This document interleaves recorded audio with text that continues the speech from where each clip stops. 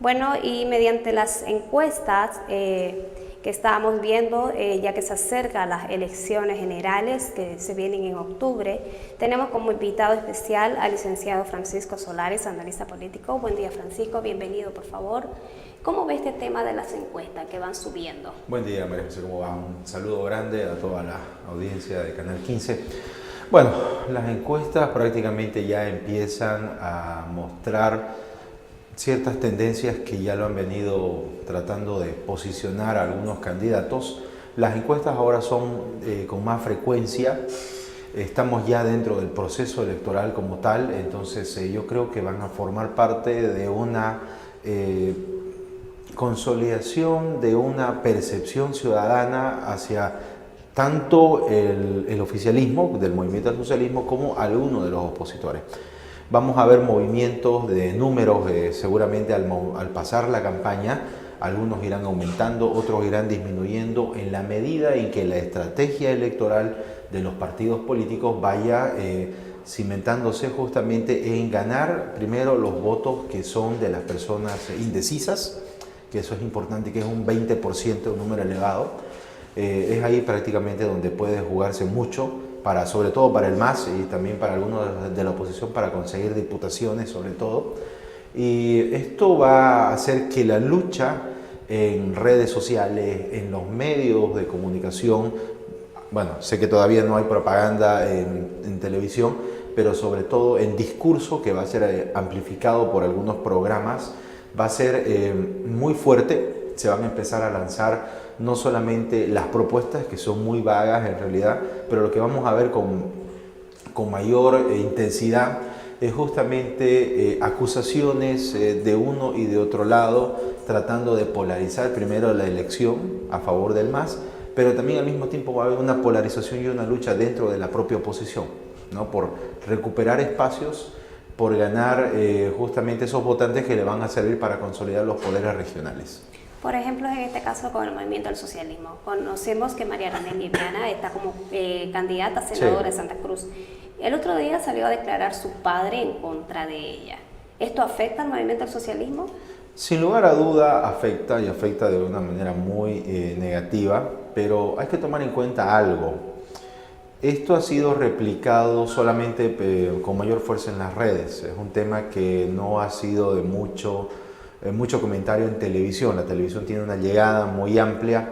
Entonces yo creo que el MAS ha tratado de minimizar un poco esta situación, pero el hecho es de que aquí el movimiento al socialismo está buscando una estrategia en el sentido de que personas nuevas, o sea, caras nuevas en algunos casos, vayan a formar parte de los candidatos. Es decir, el MAS tiene un piso político que está consolidado arriba del 30%, y cualquier candidato que ponga, que no sea, digamos, del MAS, o que pueda generar una atracción hacia la clase media sobre todo, va a ser muy importante para hacer subir los porcentajes. Por eso que nosotros vemos candidatos en el MAS que prácticamente terminan siendo personas de otros ámbitos, que no son netamente orgánicas al movimiento al socialismo, porque esto es justamente buscar agarrar ese nicho de mercado todavía cautivo, que son los indecisos y la clase media, porque si votan por cierto candidato a senador o a primer plurinominal, tienen que votar evidentemente por el presidente, en primer lugar, porque van colgados de lo que es el voto presidencial, ¿no? Entonces, yo creo que es importante, digamos, hacer ese tipo de cálculos para el MAS. Cosa que no ha pasado justamente con otras candidaturas, en el caso de Óscar Ortiz, por ejemplo, que ha colocado a personas que son propias de su partido político, que representan también un voto importante de acuerdo a los sectores, pero no ha tratado de incluir justamente a otro tipo de personas que sean o que generen o que llamen la atención, ¿no? Bueno, Comunidad Ciudadana lo que ha hecho en este caso, como para ser un partido que una alianza que recién se ha mostrado, ha tratado de jugar justamente a la sorpresa, ha tratado de jugar a los famosos outsiders que se llaman, y sobre todo posicionando temas, en el caso de la mujer, por ejemplo, ahora que se comenta mucho de lo feminismo, de la participación de la mujer en la política, han tratado de seguir esa línea como una estrategia. No es que haya una voluntad política realmente para hacerlo, sino que forma parte de una estrategia electoral. Bien, ahora tomemos en cuenta que el día viernes el Movimiento al Socialismo también ha tenido una concentración similar a la de Chimoré. Supuestamente se tenía entendido que hubieron igual acarreo de gente. Sí. ¿Es permitido esto? A ver, todo lo que no está normado en el reglamento del Tribunal Supremo Electoral es válido. En este caso, este tipo de prácticas son totalmente antiéticas. No es que sean antidemocráticas, pero son totalmente antiéticas porque en primer lugar están trayendo personas, funcionarios públicos, se les está cobrando dinero a modo de una especie de chantaje quizás, porque si no participan también no tienen el trabajo, porque así funciona. Y esto denota justamente una debilidad dentro del MAS. En primer lugar, no hay una participación propia, voluntaria de la militancia del movimiento al socialismo, sino más bien tienen que buscar traer personas y mover justamente un sistema prácticamente que ellos tienen generado de movilización de personas de un lugar a otro para tratar de demostrar que tienen un poder y una fuerza de convocatoria, algo que prácticamente se ha estado perdiendo dentro del MAS en los últimos años debido a la corrupción, debido a la violación a los derechos humanos, a todas las cosas negativas que el gobierno ha hecho, sobre todo con el despilfarro económico. Entonces la gente se da cuenta de eso, ¿no? Y el hecho de que las personas que sean acarreadas o que hayan venido justamente a la concentración del movimiento al socialismo no necesariamente significa que vayan a votar por el MAS, ¿no? Entonces, como todavía el voto es secreto en este caso, sobre todo fácil de controlar en el área de las capitales, muy difícil en el área rural, va a ser de que el movimiento al socialismo le vaya a costar un poco más que en anteriores elecciones. Bien, ahora por favor analicemos lo que se ha venido haciendo, los proyectos realizados, lo bueno, lo malo, en estos poco más de 13 años del gobierno por el movimiento al socialismo. Sí, 13 años que el MAS está en el gobierno, un gobierno que ha aprovechado una coyuntura económica de precios internacionales altos que le ha permitido sobre todo ampliar esa base económica de reservas internacionales en un determinado momento. Bolivia sigue siendo, a pesar de los precios, un país totalmente extractivista de materias primas, no hay una diversificación, no hay valor agregado todavía. Y esto es relativo, le ha permitido hasta cierto punto crecer y desarrollarse, pero no ha dado ese cambio en realidad tecnológico, competitivo que debería tener los productos y también la economía boliviana. Han habido transformaciones que han generado un cambio, pero un cambio que no ha sido muy aceptado o que es un cambio que ha generado situaciones relativas, empezando desde la Constitución Política del Estado. El 2009 se la cambió, se hizo una nueva Asamblea Constituyente, una constitución que no tiene la legitimidad necesaria porque no nos olvidemos que ha sido aprobado de una manera irregular en Oruro, en un cuartel, sin la participación prácticamente de las personas de oposición que pensaban o tenían otro proyecto. Entonces Bolivia nace al Estado plurinacional con un problema estructural en realidad, porque si bien ha incluido derechos y otras características, sigue adoleciendo de los problemas de fondo. Es decir, Bolivia, a pesar del crecimiento económico, no ha podido superar la pobreza. Bolivia sigue siendo un país pobre y sigue siendo un país que no es competitivo. Entonces se ha impuesto desde la Constitución premisas políticas, ideológicas, inclusive hasta sociales, donde nos ha generado un mayor problema a los bolivianos, ha separado a la sociedad en pueblos indígenas, originarios, campesinos, han creado un nuevo concepto, ha generado el tema de los interculturales y ha generado dentro de lo que son las naciones y pueblos, la gente justamente el mestizaje, o sea, el mestizo, digamos, que en realidad eso genera más división, ha generado más problemas que soluciones. Y esto ha ocasionado de que el gobierno justamente vaya a tomar favoritismo por ciertos sectores de la sociedad, por ciertos grupos sociales en detrimento de otros, ¿no? Y ahora algo que genera justamente una amalgama en todo esto es el tema de la coca. Porque el tema de la coca tiene un régimen especial también dentro de la Constitución. Y esto se ha podido evidenciar con la ley que ha habido, la ley de la coca, y donde lo ha prácticamente posicionado como un elemento simbólico del Estado. Es decir, hablar de la coca y de los problemas que puede acarrear la cocaína en este caso, es algo que el gobierno lo ha tomado muy en serio y lo ha hecho como si fuera parte de él, ¿no? Es decir, hablar de este tipo de problemas es directamente hablar con la identidad del gobierno en este caso, por eso es que el tema de la cocaína ha crecido en el país. O sea, es decir, el gobierno este tema de la coca lo ve como algo normal dentro del país. Claro, es decir, la cosmovisión, su pensamiento, su idea y su cultura en realidad ha posicionado a la hoja de la coca como algo elemental del Estado, ¿no? Entonces todo lo que venga derivado de la coca en realidad tiene justamente un tratamiento especial para el gobierno.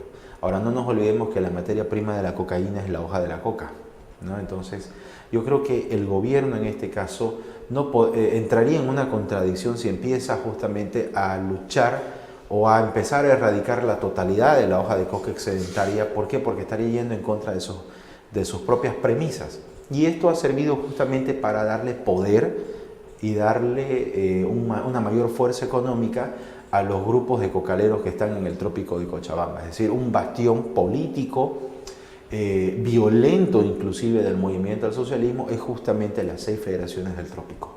En este caso, ¿qué se debería hacer para acabar con este tema de la cocaína dentro del país? Yo creo que primero tiene que haber una verdadera voluntad de lucha contra el narcotráfico. En este caso, primero una modificación a la ley. ¿Por qué? Porque se ha permitido que la hoja excedentaria crezca en Bolivia. Antes la ley 1008 te decía 12.000 hectáreas. Ahora el gobierno ha subido a 22.000 hectáreas de coca, ¿no? Entonces, eso ya de entrada te genera un problema grande. Es decir, hay que empezar a reducir el tema de los cocales hasta llegar a una producción mínima, estimando algunos cálculos, porque el uso tradicional, simbólico, ya está posicionado en la población. Entonces yo creo que reducir la producción de la hoja de coca excedentaria del Chapare, pero también al mismo tiempo brindarle una oportunidad como lo hicieron en los años 90, 2000, el famoso desarrollo alternativo, por ejemplo, cuando la política era coca cero. Eso sería importante. Y hacer justamente de que la hoja que se produce en la zona de los Yungas, que es la hoja tradicional a Cuillico, sea realmente la que tenga la llegada de esa coca al mercado y no tanto la hoja del Chapare, que es una hoja que tiene más alcaloide y que sirve para la fabricación de la droga.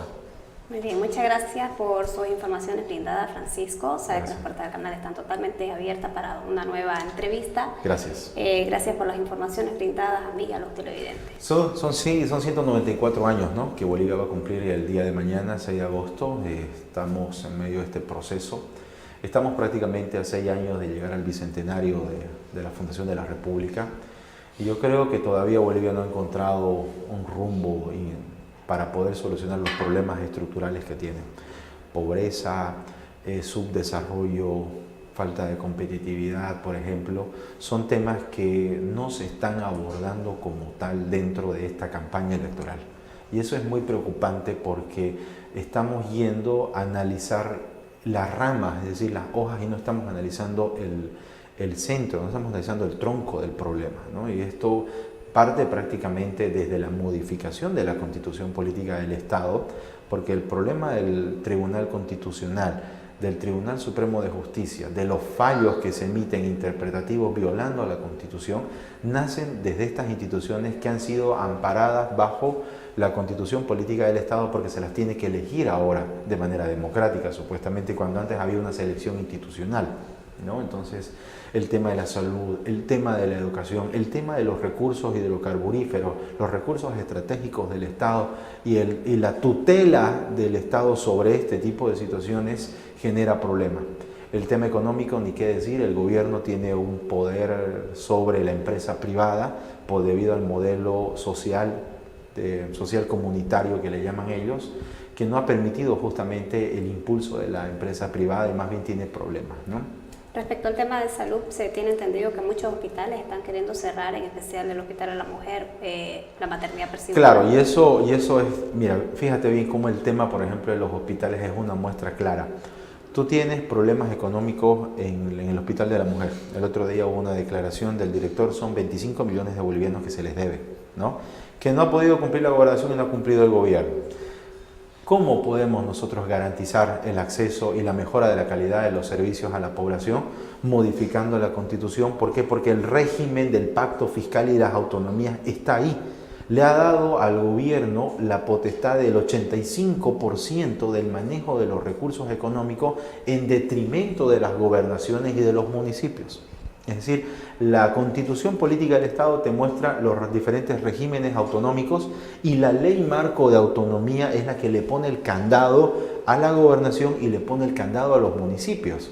Y esto no permite justamente que el Estado, el gobierno, le transfiera los recursos económicos necesarios para la población. Es decir, el gobierno controla no solamente el sistema económico, sino también controla la forma de distribución de los recursos. Entonces, por eso es que nosotros vamos a ver siempre problemas con salud, problemas con educación, temas sociales y de servicios, lo vamos a ver siempre. Porque inclusive se les da atribuciones a las gobernaciones y municipios cuando no tienen dinero.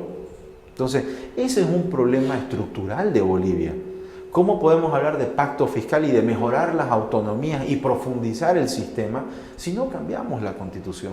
El problema es en sí, y ningún candidato, yo lamento, de verdad que lamento mucho, que ningún candidato de la oposición esté hablando de cómo cambiar la Constitución para solucionar estos problemas, pues son problemas que los vemos a diario. Claro. Bien, muchas gracias por la entrevista brindada. La verdad, lo esperamos en una nueva entrevista para ir dialogando estos temas políticos, porque ya se acercan las elecciones generales. Gracias. Con estas informaciones nos vamos a una pausa y enseguida regresamos.